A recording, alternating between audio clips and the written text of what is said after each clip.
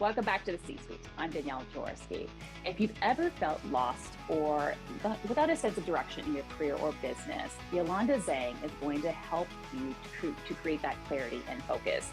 She's a business doula, and she's going to be talking with you and sharing what a personal mission statement is, how it can benefit you, and how to create one for yourself. Welcome, Yollanda, to the show. Thank you so much for having me here, Danielle. It's This is such a pleasure to be able to come and chat with you about this really important topic. And I like how you share that it's important because for so many of us in our careers or even our businesses, it's the day to day. And sometimes we're feeling a little bit lost or there's no sense of direction. So when you work with clients around creating this personal mission statement, really what is that statement all about and how can it help you? Sure. I think I probably have to tell you a little backstory first to really bring context to why this is so important to me. So I run a not-for-profit called Girls Strong, and it was born from grief when my grandmother passed away from cancer. And it was a huge traumatic event for me. It was the first very close relative that I had lost who had raised me from birth. And in this experience, I felt really lost about what I can do to process the grief, but also what I can do to honor her memory.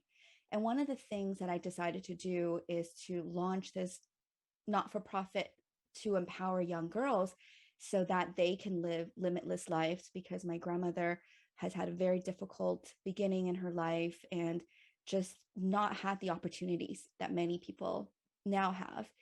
And what I ended up getting to do is becoming a certified coach with Franklin Covey using the 7 habits of highly effective people. And in that process, I gained a lot of clarity about my own mission in life. So not just about my business. So I run 2 businesses. So it has really very little to do with my businesses, but it has everything to do with who I am at the core and who I want to be remembered as, what legacy I want to leave the world with, not even just my family, but like the world. And so going through that exercise, I found so much clarity and grounding that I do this with all the young girls in my program. They're as young as 6 years old, and I do it with their parents as well, their moms. And that really brings just so much inner peace, I find, is, I mean, more for the adults than the kids. So when I teach my program at Laurier for women entrepreneurs, um, that is actually where I found a lot of positive feedback. So I've taught now probably, gosh, about like 400 women in like 7 cohorts. And I was so fortunate to have met you during that process as well. And so many of them give me feedback about what a life changing, or at least perspective changing, my presentation is for them to get clarity on who they are, who they want to be remembered as. Because when you think of mission statements, you always think of organizations and big companies. They have these mission statements, these visions, these values that they share with their employees. So often, I know when I took the course with you and you taught it, I focus on the business piece of it and creating this mission for the business, but I didn't focus on me. And so do you find that it's common, especially maybe with women, around the focus around maybe whatever they're moving forward towards in their business or their career, it's almost like it's for everyone else and not themselves. Oh, absolutely. And I know I shared this with you as well, where you're definitely not the first woman entrepreneur I worked with where they only focused on creating a mission statement for their business, but forgetting to create one for their own personal life.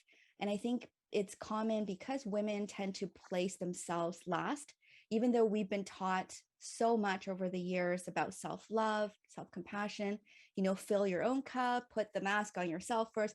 All of that has been taught to women, but we're not really doing it. And I wasn't doing it myself either. And my mission statement that I created 3 years ago put me as a mother as the most important thing. And I shared this with you recently, that I actually updated my mission statement to put myself first. And that was something completely transformational, even for me, even though I coach women to put themselves first all the time, I didn't even realize that I didn't do that in my own mission statement. So it's definitely no surprise to me that women focus only on working with their company mission, company vision when they come to me, instead of focusing on themselves and really getting that foundational work done. Mhm. And do you find that when women start to put themselves and create that almost that personal mission statement for them first, then it really helps to create clarity in their business or the career as well? Oh, absolutely. I think it's impossible for you to have total clarity of your business, where your business is going, how you set those goals, until you really truly understand where your life is going. Because as an entrepreneur, your life and your business are really not separated. They're so enmeshed that you really have to have super clarity over who you are, who you're representing for yourself. And I see that over and over again with women that I coach, where once they shift their perspective to being willing to focus on themselves, their businesses thrive because their messaging is so much clearer. They know exactly what they want to do, who they want to serve, and how they want to do it.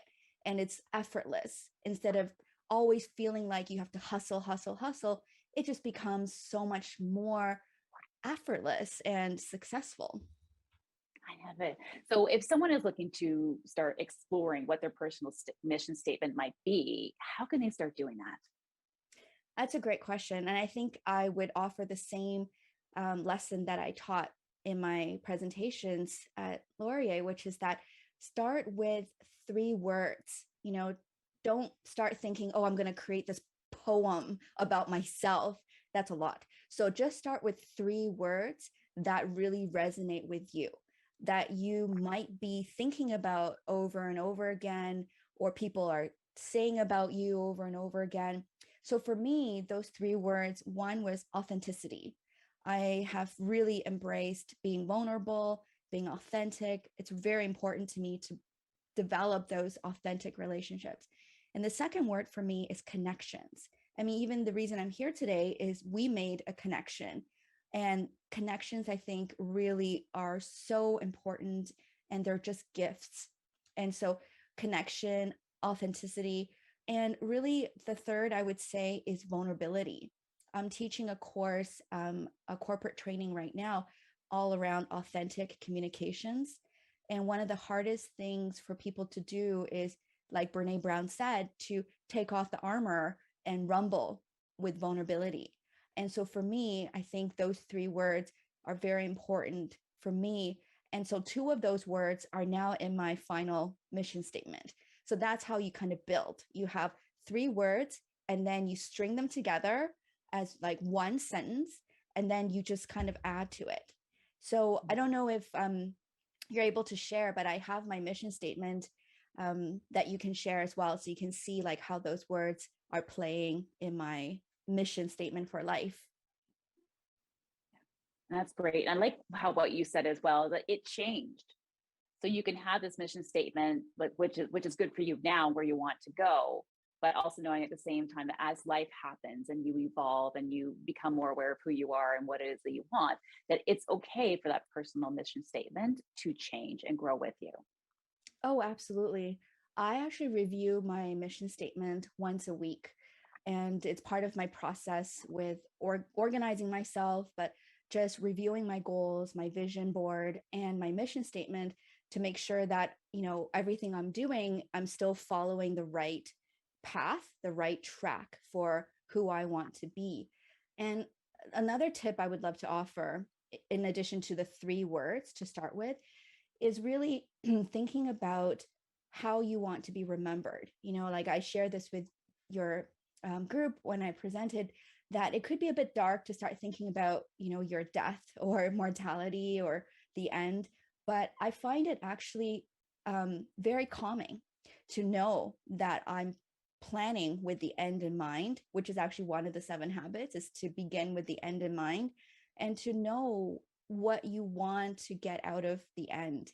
And I don't know if you noticed, but some of the park benches have little plaques on them, and there's not a lot of room for writing, but they're people being remembered that way. So if you want to imagine, you only have a few words to put on a park bench, what would you want those words to be? And I actually started to walk around all these parks, start reading these park benches, and I would take a picture of the ones that I really like. I found one yesterday with my daughter that I just like, I just loved. I was like, oh, it'd be so great if somebody wrote this about me.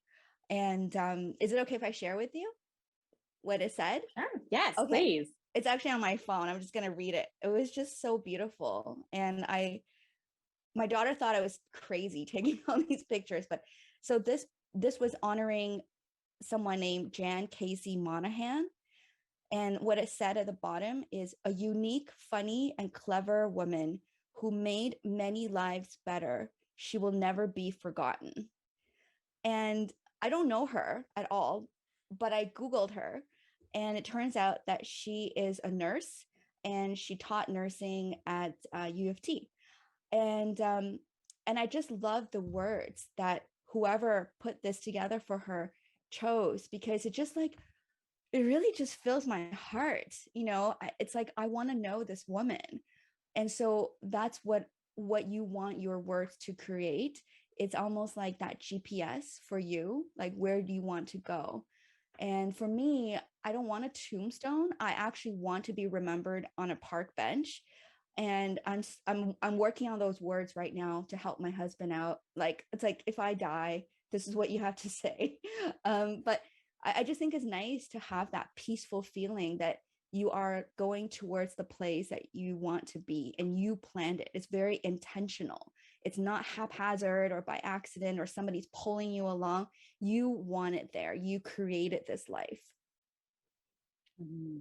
Well, thank you so much for talking about what a personal mission statement is and sharing yours as well and some other examples. So we appreciate and have really enjoyed having you here today. So thank you. Oh, I'm really glad to be here. Thank you so much. That was really fun.